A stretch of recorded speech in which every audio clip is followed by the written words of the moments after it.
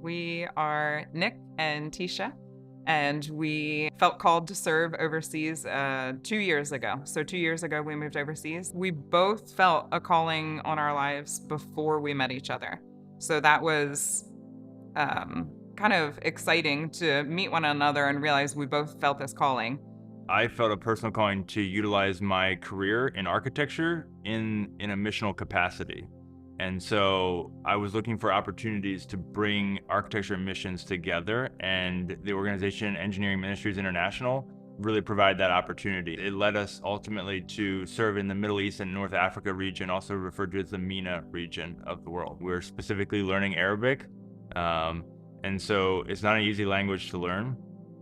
And so just to press yourself to go out into the world, so to speak, get out of your little bubble of your house, has its challenges. The culture in this area, in sharing the gospel, is you are allowed to share as long as the person is asking questions.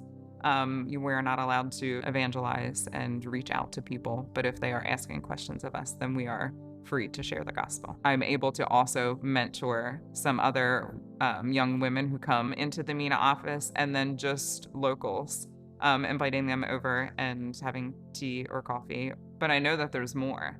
It's not just the being here. There's something else, and that can look different every day. So for me, I think is a greater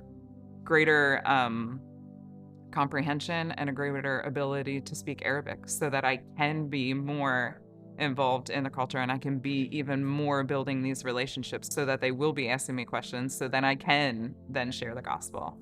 Crossing over cultural boundaries, you have to celebrate the small wins. You have to appreciate the steps that the graces that God has given you in those moments. Both appreciative of what did happen, but also being thankful, finding the things to be thankful for. One thing that I wanted to share with people is just being obedient to God, in whatever He is asking you to do.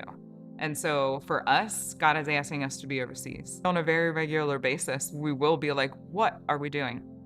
And yet, like, we know we've been called. We're not like anything special because we're overseas and because have a label of missionaries. We're all called to be that in the context of that God asks us to be in. We're just saying yes, and we don't know where that's going to take us.